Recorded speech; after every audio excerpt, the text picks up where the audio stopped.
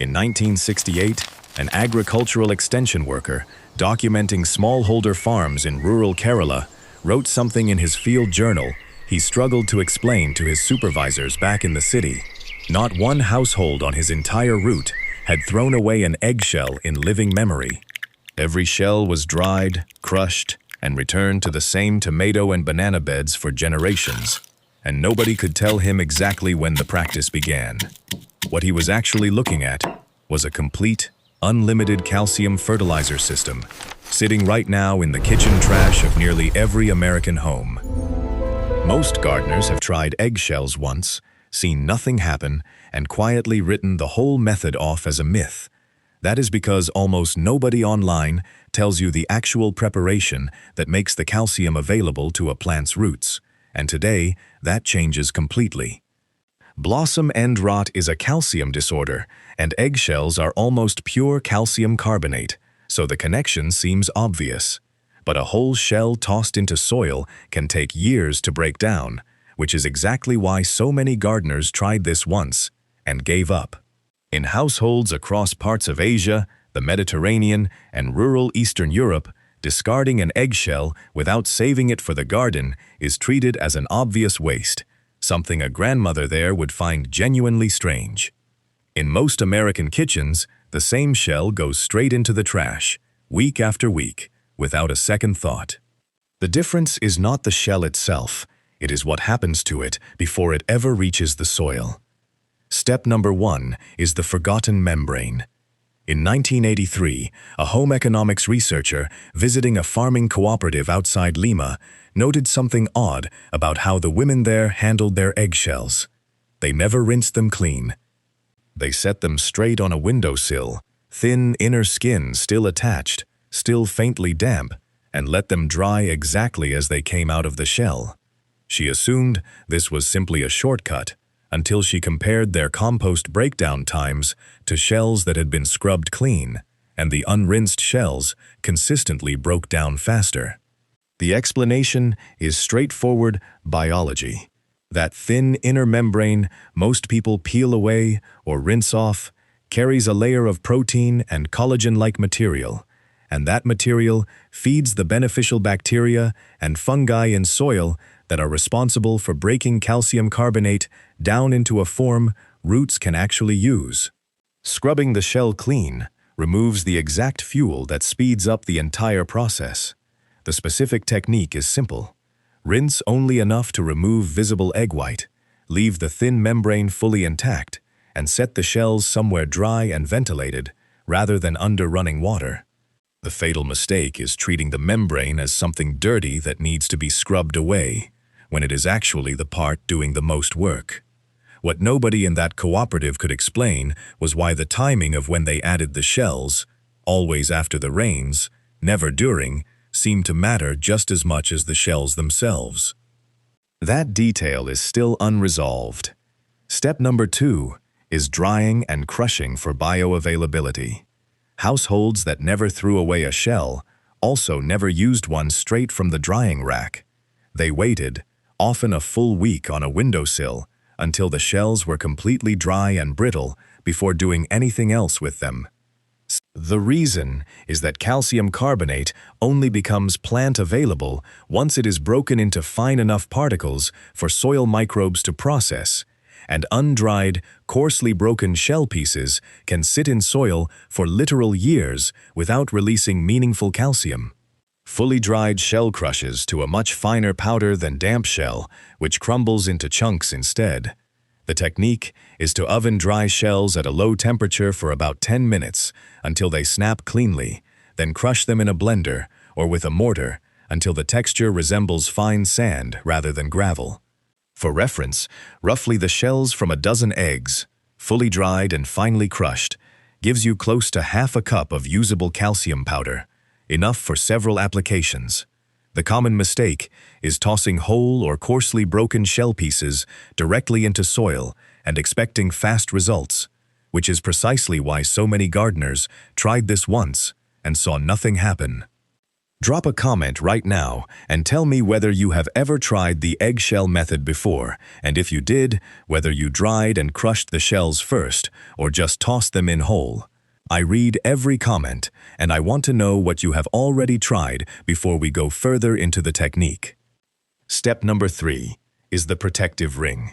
In 1990, a plant pathologist studying pest damage on smallholder vegetable plots in coastal Kenya kept noticing something at the base of the healthiest seedlings: a continuous ring of crushed white shell packed tight against the stem, with no gaps anywhere around the circle.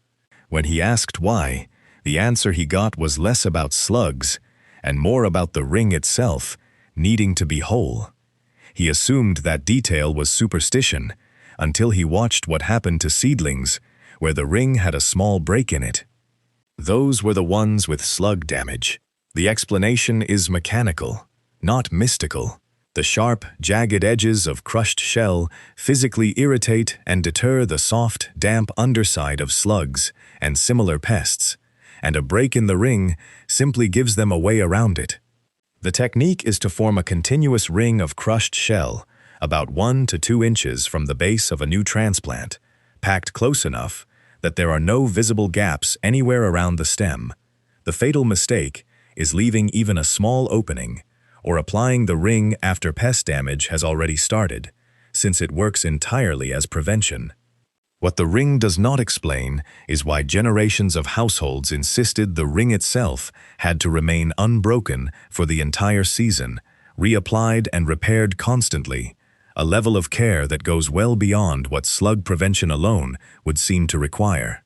That detail is still coming. There is something worth pausing on here. An entire generational habit built around never discarding a single shell, repaired constantly, treated as essential rather than optional, for a household expense that costs nothing and takes almost no effort to maintain. That level of consistency across households that never met each other is not something the pest explanation fully accounts for on its own. Step number 4 is the overnight steep.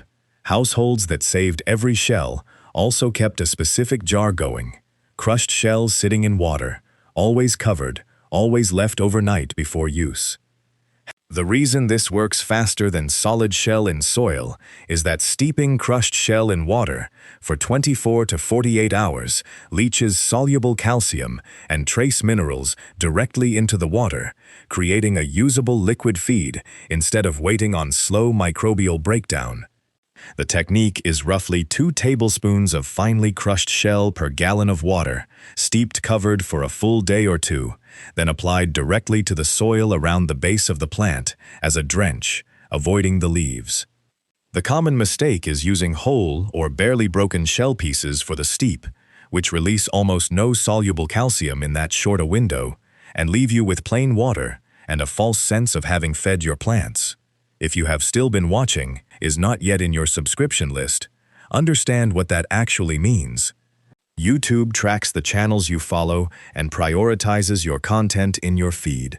The moment you leave this video without subscribing, the algorithm begins deciding whether to show you the next one, and it does not always decide in your favor. Free, zero-cost growing methods like this one go out from this channel every single week. Hit subscribe. It will not take you nearly as long as it took you to read that sentence. Has anyone watching grown up in a household that saved every single eggshell for the garden, without exception? Tell me in the comments where you grew up and how the shells were used. Real stories in the comments are some of the most interesting parts of these videos. The overnight steep gives you a real, fast-acting calcium feed, and the science behind it is completely solid. But it does not explain why the exact same steeping window, close to the same number of hours, shows up in household traditions on opposite sides of the world, with no evidence either one ever learned it from the other.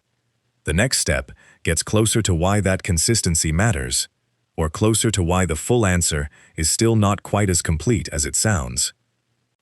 Step number 5 is the blackening, and what it actually is. In 1977, a home gardener in rural Ohio wrote to her local extension office in a state of genuine alarm, describing tomatoes that looked perfectly healthy on the vine, only to reveal a sunken, blackened patch on the bottom the moment she picked them, with no warning and no visible cause beforehand. The extension office's answer surprised her. This was blossom end rot, a calcium deficiency disorder. But the deeper explanation goes further than soil calcium alone. Inconsistent watering disrupts a plant's ability to actually move calcium up into developing fruit, even when there is plenty of calcium already present in the soil around the roots. A plant that dries out and then gets flooded cannot transport calcium reliably, no matter how much is available. This means eggshell calcium works best paired with consistent, even watering, not as a standalone fix. The technique is to apply your crushed shell and steeped drench on a regular schedule, while also keeping soil moisture even, avoiding the dry then drench cycle that disrupts calcium movement inside the plant. A quick consistency checklist worth saving. Water deeply, rather than lightly, and often. Avoid letting containers or beds fully dry out between waterings. Mulch to reduce moisture swings during hot weather. The fatal mistake is assuming eggshells alone will fix blossom end rot without addressing watering at all, which is why some gardeners apply eggshells faithfully and still watch the problem continue. Which of these 6 surprised you most so far? Drop the step number in the comments. And tell me honestly, how many of you have been throwing whole eggshells straight into the soil and wondering why nothing happened? No judgment. Most gardeners have, but the preparation change after today is one of the simplest and most impactful things in this entire video. Step number 6 is timing the application before the problem starts. Households that never threw away a shell also never waited for symptoms to appear before using one. Crushed shell went into the planting hole at transplant time every single time, without exception. The reason timing matters this much is that calcium deficiency disorders develop during early fruit formation, so calcium needs to already be available in the root zone before fruit sets, not after the first sign of blackening appears. By the time symptoms show up, the deficiency during fruit development has already happened.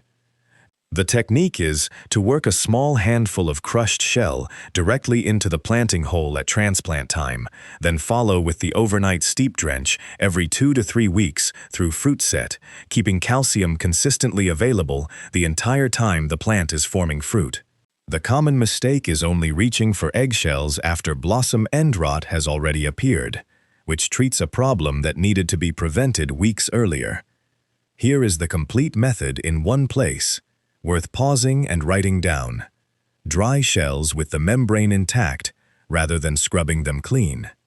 Crush fully dried shells into a fine powder using an oven and a blender or mortar. Ring new transplants with crushed shell, no gaps, 1 to 2 inches from the stem.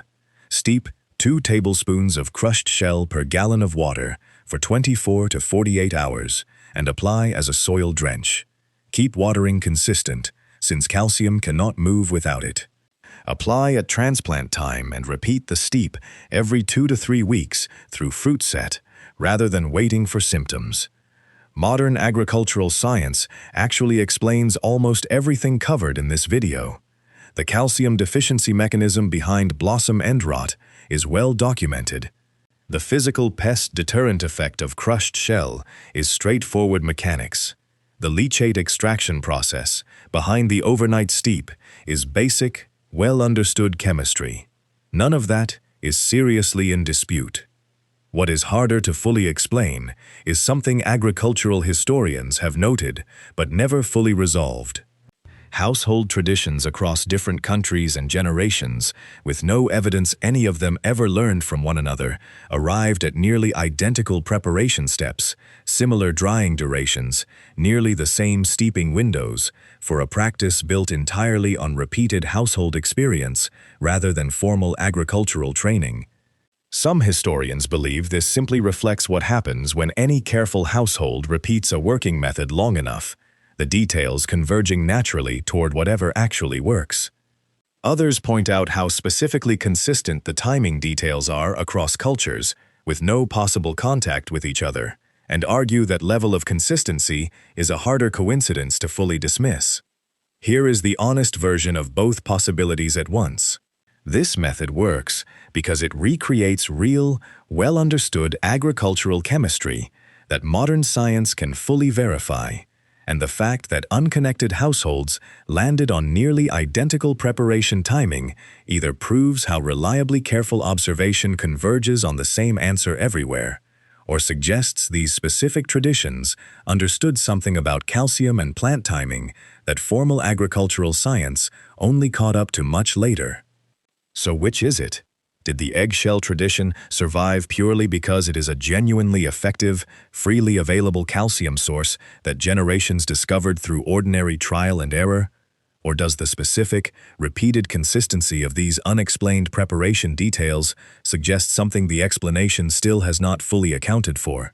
Gardeners and agricultural historians land on both sides of this, genuinely, and there is no settled answer. Say which side you land on in the comments. This comment section stays active for months because this is a debate real gardeners actually find worth having. Your own results with this method are the most useful data point in that ongoing conversation, more useful than either side of this argument can claim alone. If this method changed how you think about what you have been throwing in the trash every week, leave a like before you go. Subscribe for more free, zero-cost growing methods every week. Share this with any gardener currently fighting blossom end rot on their tomatoes or peppers. And if you want the complete kitchen scrap system, our video covering banana peels, coffee grounds, and eggshells together for the whole vegetable garden is next. The science behind this method is real, and it holds up completely. What is left unexplained is still sitting there, dried and crushed in a jar on a windowsill somewhere, waiting for you to decide what you believe.